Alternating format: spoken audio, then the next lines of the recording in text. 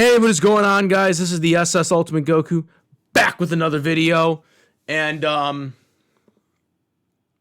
today I am going to be doing the Dragon Ball Daima Episode 5 English Dub review. Oh boy, yeah, man, this was a really good episode. I'm After episode 4, I was kind of really intrigued with the direction they're going. I'm really, really, really impressed so far because I was kind of concerned about Daima, and I really like that they're going back to the Z roots because Super kind of screwed things up at times, and the storyline is kind of in. That Goku's acting more the way he used to act like in Z. He's not acting completely outrageous like he did in Super at times, where it was just like, why did he do that? Why did he do this? Goku isn't smart. He isn't math smart and stuff like that, and book smart. But I mean, he's not a complete nincompoop like they made him in Dragon Ball Super. Okay, for most of the time, you know. And that's what this feels like with Goku. And I'm going to get to the review very soon and what actually happened. But I just wanted to say right now that I am really, really impressed. Obviously episode 4, Goku acting more like a superhero like he used to act like, which, still kind of did in Super, but at times was kind of, not really exactly the way it should be. So, even the narration at the beginning of this episode, they said, Earth's protector and stuff like that. Just good. Just good. They're getting the character correct. Let's put it that way. They're going back to Z Goku, which I like. Because that's what we like Goku to be. So yeah, I am really, really so far enjoying what I'm seeing in Dragon Ball Daima.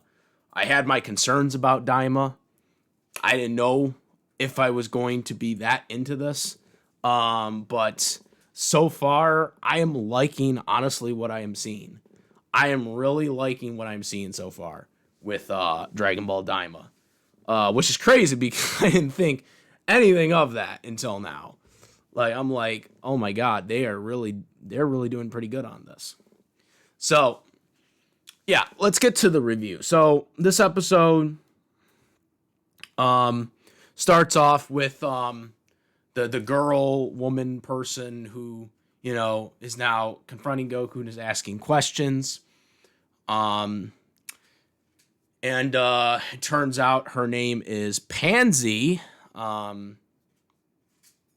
So, she eventually figures out that they're going to the castle, and she knows where it is. She can actually help them take a shortcut and stuff like that. Goku introduces himself as Goku. He also actually says what his second name is Kakarot. She's like amazed that, he can do all this stuff, and she doesn't know why he has the round ears and stuff like that.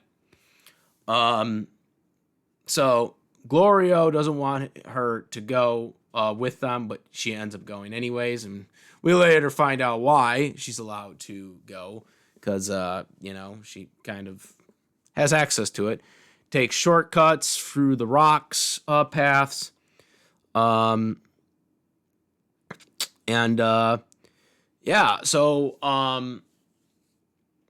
it's revealed that Pansy is actually, I think they said she was like 88 years old, because they can actually live apparently to 1,000, because they were explaining the situation about taking 9 years away from your life or whatever, your life expectancy, and Goku's thinking, oh, well, that stinks that they're not going to be able to live that long. But it turns out that they actually live until 1,000, so Goku's like, well, why would 9 be as bad? And they're like, well, I'm actually 88. Even though she looks like a kid, she's somehow 88 years old. I guess I guess the people from the demon realm age very, very slowly when it comes to aging. Excuse me. Yeah, I was kind of shocked by that one. Um, so then they eventually get to the castle. Uh, Glorio basically tells the guards that he's coming in. As they're asking about the other people that's with him, then Pansy just butts in and basically says that she's the prince. Well, they recognize that she's the princess and stuff like that, and so they all basically are allowed in regardless, even though Gloria was gonna get him in anyways. Um, so yeah, kind of an interesting thing, but my suspicions of this was kind of interesting because I was like thinking to myself, well, if she's the princess and Glorio, um, was working for the king, like he was trying to bring fighters that can help the king, um, of Demon World 3, right? Because he also said that they're from Demon World 2. Um, but he's from Demon World 2, according what he told her, Pansy, earlier in the episode, which again probably was just a fib, but um, basically they get in, and this is kind of where it was like, well, how wouldn't he have known what the princess looked like? Why wouldn't Glorio know what the princess looks like? Because obviously he's working for the king, so you would think that he would know. He would know her, but apparently not. So there was that issue. We also seen a scene when Gomen has one of the subordinates like reading like a story to baby Dende now. We had seen that, which is kind of interesting because they want to use Dende now, I guess, to make their own sets of Dragon Balls. But I don't think Goma realizes that Dende physically still has his adult uh, tendencies. Um, as or I don't even know if you consider him an adult. I mean, I guess he's technically a kid. Or no, he was. I think he's still a kid even when he's the guardian of the earth. Because remember, he was a kid in Z, so he's probably still technically a kid. Um, so that's probably why he turned into a baby. Um, but Dende still, from what we've seen from Gotenks and Trunks, we've seen that even though they were babies, they still had a brain of an 8 and a 7-year-old. Or I guess Trunks is 9 now. But they still had a brain of that. They still knew what happened to them. So by that logic, that means Dende has a brain of still whatever age he is. Okay? So because of that, I don't think Goma like realizes that though. Like I don't think he realizes that. That's the problem. So yeah, that was how they handled that. So it's gonna be interesting to see what they once they realize that with Dende. And as the caregiver is like trying to read a book more intelligently or something, I guess. But anyways,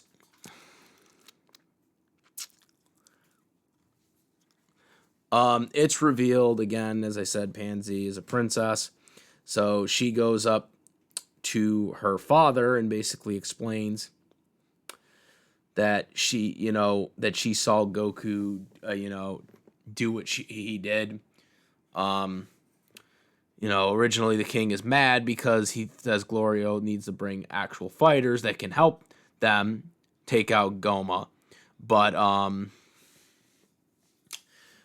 he's not like convinced with them. But then it's like I seen him be able to do it, and so now they're like, okay, this is gonna work.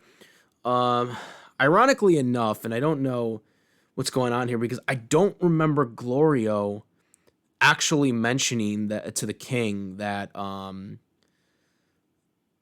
Goku defeated Majin Buu.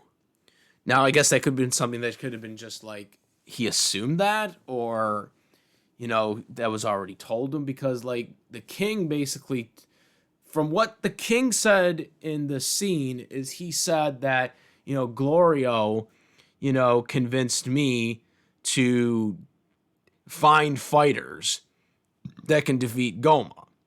But he doesn't say specifically that, you know, the person he found was the person who defeated Majin Buu.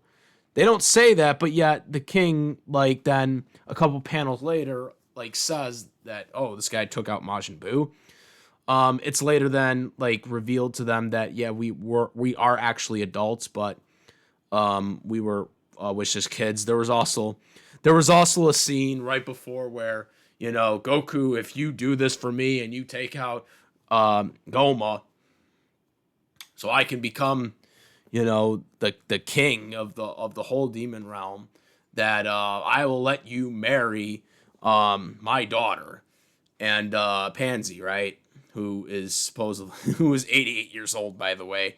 And he basically reveals, unfortunately, I can't take you up on that offer because, well, I'm married already and have 2 kids.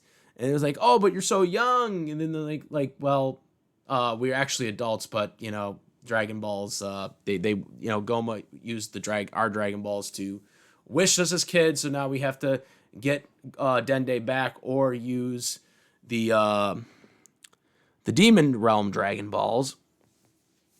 And they're like, well, no one's ever been able to do that before, and stuff like that. And like, that's when he says, in his mind that, well, he beat Majin Buu, so maybe he can do it. And that's where I'm saying, like, that's kind of, unless Glorio had told him that he was going to look for the person that defeated Majin Buu, which wasn't really applied in this scene.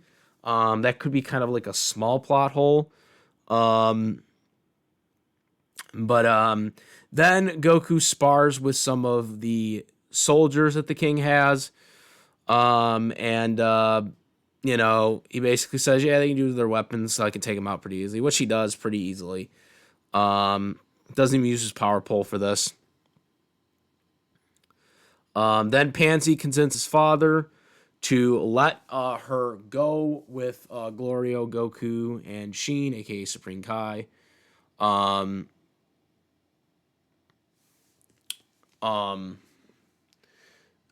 the ship, like they provide, or I'm sorry, a new plane that they're going to have, that they give them. They also basically say that there's about like 4 other people that are coming in a couple of days, that are going to be joining us, and do you have a passcode for them to get in? And he basically said, well, that's something I can't really do, but I can get one of my people here to kind of go and find them so they can get in. So is he going to take a plane there?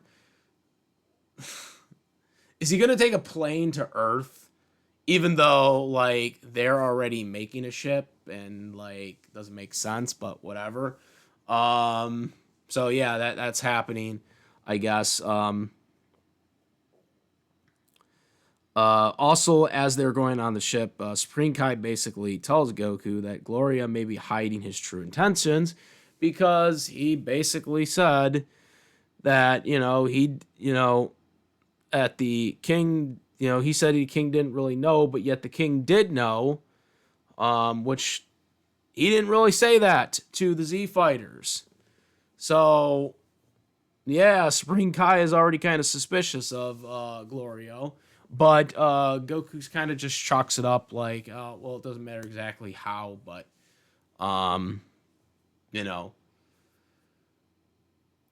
we get there, but we got there. So that's kind of interesting too, that Glorio's kind of not being truthful to our Z fighters. They go on the plane, it takes off. Shortly after it takes off, the ship engine stalls and they crash to the ground. Hopefully Pansy can fix it, because that's one of the reasons why they were okay with her joining, because, they need someone who can repair the ship, and Glorio can't do that. So, Yeah. That's how the episode ends. Credits and a little kind of mini preview for the next episode.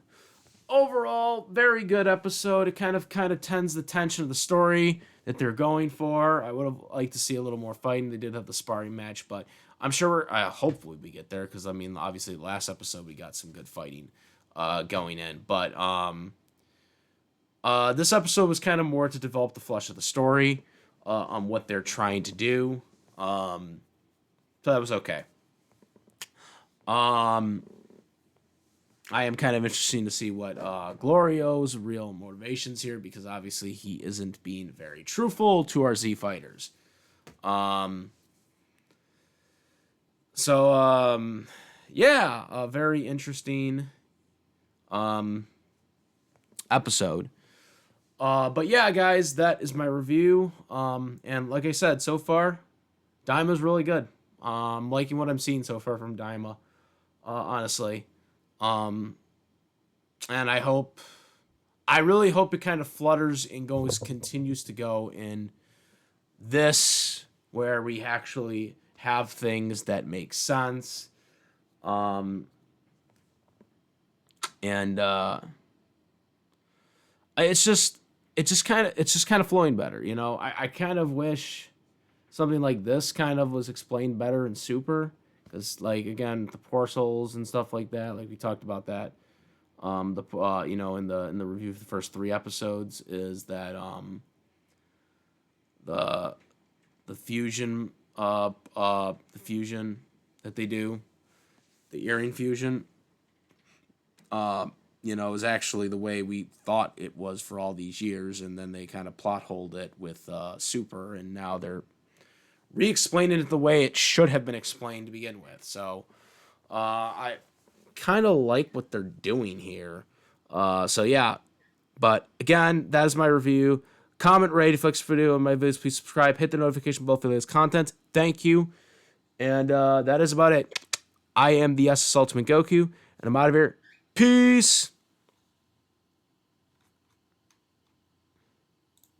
Also, besides my YouTube channel, follow me on the Twitch, the Instagram, both SS Ultimate Goku. Discord link in the description for discussions, and I do have a YouTube tier list where you can get all the different perks and all that stuff. And now I'm out. Peace.